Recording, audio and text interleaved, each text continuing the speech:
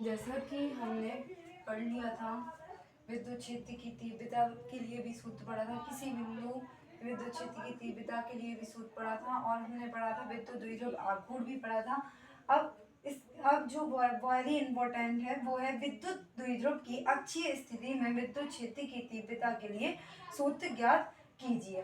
तो ये बहुत ही ज़्यादा इम्पोर्टेंट है, लेकिन जब तक आपको पीछे के कंसेप्ट क्लियर नहीं होंगे तब तक ये समझ नहीं आएगी। सो प्लीज़ आई रिक्वेस्ट कि आप पहले की वीडियोस देखें, उसके बाद इसको पढ़ें।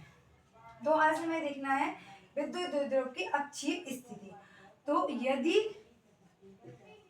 कोई बिंदु विद्युत द्विध्रुव के बढ़ाए गए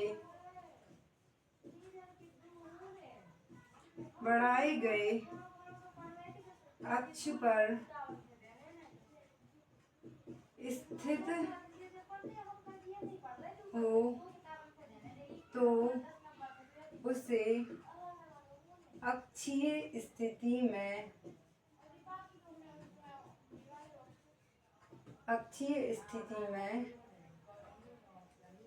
कहते हैं। क्या बोला हमने? यदि कोई बिंदु विद्युत द्विध्रुव के बढ़ाए गए अक्ष पर स्थित हो उसे अक्षीय स्थिति में कहते हैं। देखो ये है अपना क्या, विद्युत द्विध्रुव ए और बी, जिसपे क्या है माइनस क्यू आवेश और इस पे क्या है प्लस क्यू आवेश। इसके मध्य में एक बिंदु वो है, इसकी टोटल जो दूरी है वो क्या है 2l है, ऐसी एल इसकी। अब इससे इसको क्या करना है, बढ़ाना है। हमने क्या बोला कि विद्युत द्विध्रुव के बढ़ाए गए अक्ष पर एक बिंदु क्या है P है, जिसकी बिंदु O से बिंदु P तक की दूरी क्या है R है। ठीक है, तो हमें क्या कहना है, माना कि परावैद्युतांक के माध्यम में ए भी एक विद्युत द्विध्रुव है। माना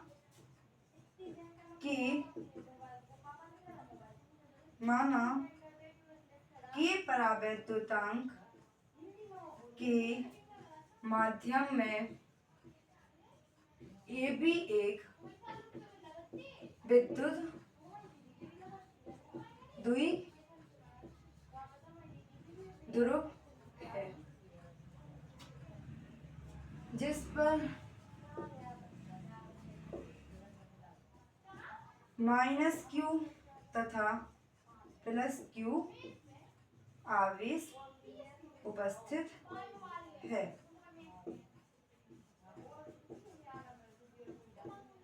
क्या बोला हमने, माना कि परावैद्युतांक के माध्यम में ए भी एक क्या है विद्युत द्विध्रुव है, जिस पर माइनस क्यू और प्लस क्यू आवेश है, जिसके बीच की दूरी क्या है, जिसके बीच की दूरी 2l है,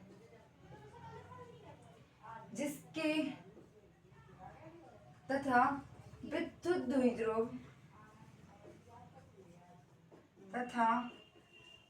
द्विध्रुव के मध्य बिंदु O से R दूरी पर क्या है एक बिंदु P है। क्या बोला, तथा विद्युत द्विध्रुव के मध्य बिंदु, विद्युत द्विध्रुव क्या है ए भी, इसका मध्य बिंदु है O, तो विद्युत द्विध्रुव के मध्य बिंदु O से कितनी दूरी पे R दूरी पर एक बिंदु क्या है P है, जिस पर क्या करना है, जिस पर अक्षीय स्थिति में विद्युत क्षेत्र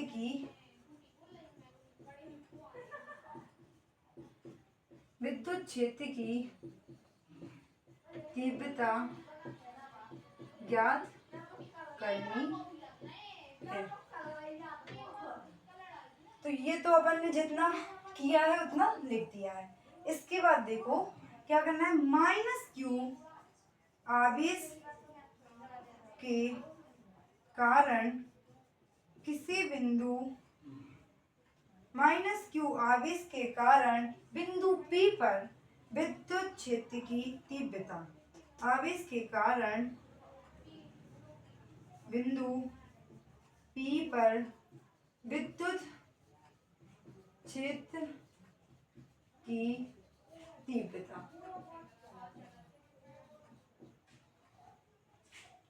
तो क्या हो जाएगा? E1 बराबर 1/4π(x(0) Q upon R plus, अब देखो यहाँ की दूरी क्या है?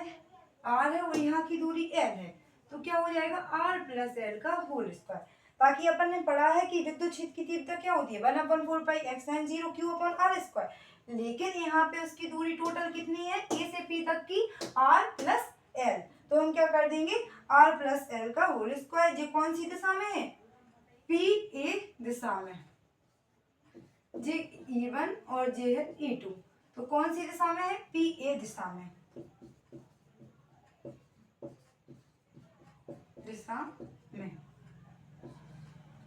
अब देखो प्लस Q आवेश के कारण बिंदु P पर विद्युत क्षेत्र की तीव्रता।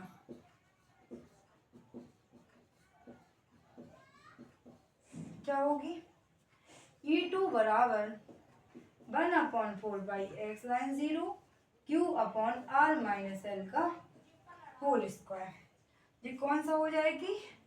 BP दिशा में। क्या हो जाएगा?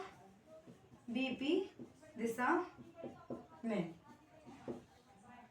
अब हमें क्या लग रहा है कि E1 व V2 एक ही रेखा पर कैसे हैं? विपरीत दिशा में हैं। तो क्या लिखेंगे? E1 व E2 एक ही रेखा पर विपरीत दिशा में स्थित है। तो क्या हो जाएगा? E बराबर E2 माइनस E1। अब हम क्या करेंगे? E2 का मान रख देंगे और E1 का मान रख देंगे। तो हम इतना इरेज करते हैं, फिर इसके बाद नहीं, पहले E का मान रख ले रहे हैं यहीं 1/4π(x(0) और E2 का मान क्या दिया गया है? Q upon R minus L का whole square minus 1/4π(x(0) Q upon R plus L का होल स्क्वायर। अब इसको इरेज करते हैं, फिर इसके बाद आगे देखते हैं।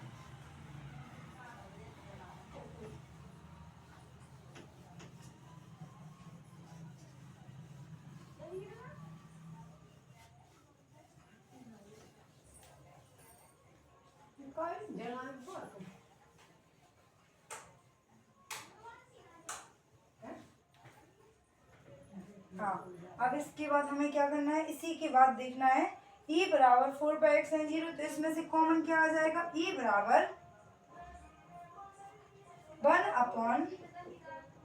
1/Q अपॉन 4π(x(0) क्या आ जाएगा? कॉमन आ जाएगा। अब देखो क्या बचा है?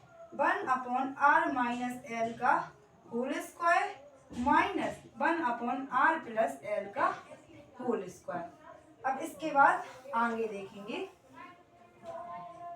अब Q upon 4π(x(0) R minus L और R माइनस L का होल स्क्वायर और R प्लस L का होल स्क्वायर क्या लेंगे? कॉमन। R माइनस L का स्क्वायर कट जाएगा, क्या बचेगा? R प्लस L का होल स्क्वायर माइनस, और यहाँ R प्लस L के स्क्वायर से R प्लस L का होल स्क्वायर कट जाएगा, क्या बचेगा? R माइनस L का होल स्क्वायर। अब देखते हैं इसके बाद E बराबर Q अपॉन 4π(x(0). अब देखो A प्लस B का होल स्क्वायर क्या होता है? A square plus B square plus 2AB। तो क्या हो जाएगा? 2RL। यहाँ लिख दो कि ये कैसे हुआ। ए प्लस बी का होल स्क्वायर बराबर होता है A square plus B square plus 2ab using formula. तो अब माइनस का चिन्ह लगाओ। अब क्या होता है R square plus L square minus 2RL, ये माइनस बी का फॉर्मूला ये होता है।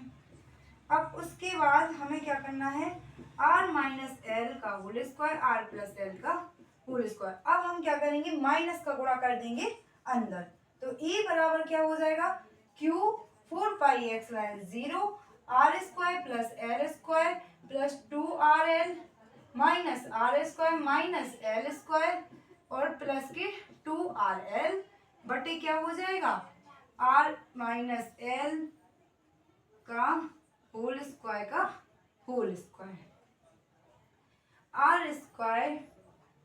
R square minus L square का होल स्क्वायर। ठीक है, तो अब हम क्या करेंगे आर स्क्वायर माइनस का और आर स्क्वायर प्लस का कैंसिल हो जाएगा।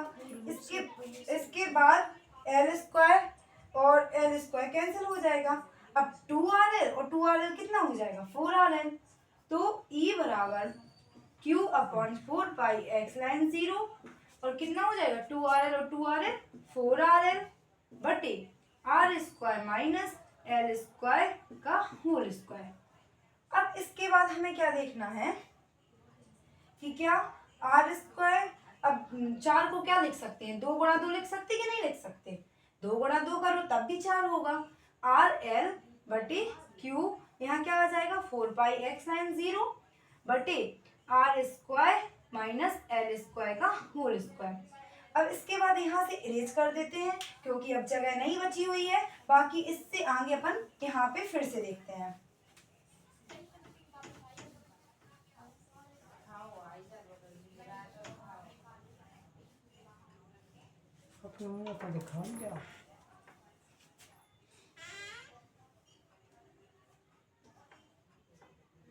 हाँ, अब इसके बाद ये क्या निकल रहा है अपना एकता। तो E बराबर क्या होगा Q अपॉन 4 जे हो जाएगा 2 इंटू 2Q 2RL 2QL यहाँ R हो जाएगा और एक 2 यहाँ पहले से है और यहाँ पे क्या बचा अपना 4πx लाइन 0। तो हम जानते हैं कि 2 और यहाँ पे अपना ये तो बचा ही है आर स्क्वायर एल स्क्वायर का होल स्क्वायर। तो 2QL बराबर क्या होता है P, क्योंकि हमने पढ़ा है विद्युत द्विध्रुव आघूर्ण क्या होता है एक आवेश और दोनों आवेशों के बीच की दूरी क्या कहलाती है विद्युत द्विध्रुव आघूर्ण।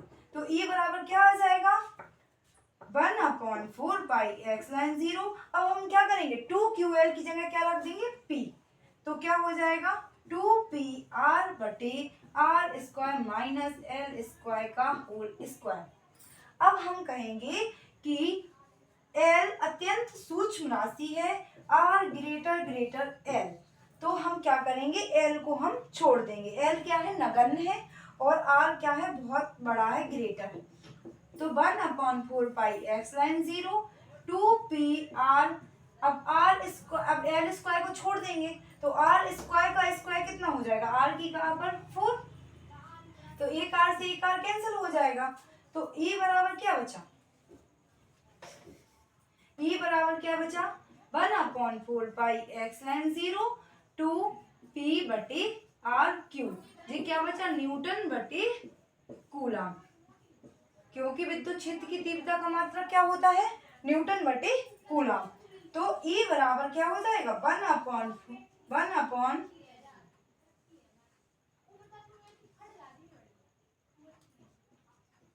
1/4πx line 0 2P/Q। यही है हमारी अक्षीय स्थिति विद्युत द्विध्रुव की अक्षीय स्थिति में विद्युत क्षेत्र की तीव्रता के लिए सूत्र। सो इस वेरी बहुत ही ज्यादा इम्पोर्टेंट है। सो इसे कंप्लीट जरूर करना है और इसे बहुत ही अच्छे से लर्न करना है। इसके बाद हमें आगे देखना है विद्युत क्षेत्र की निरक्षीय स्थिति। तो विद्युत क्षेत्र की अक्षीय स्थिति और निरक्षीय स्थिति काफी इंपॉर्टेंट है, एग्जाम की दृष्टि से कभी कभी आ जाती हैं। धन्यवाद।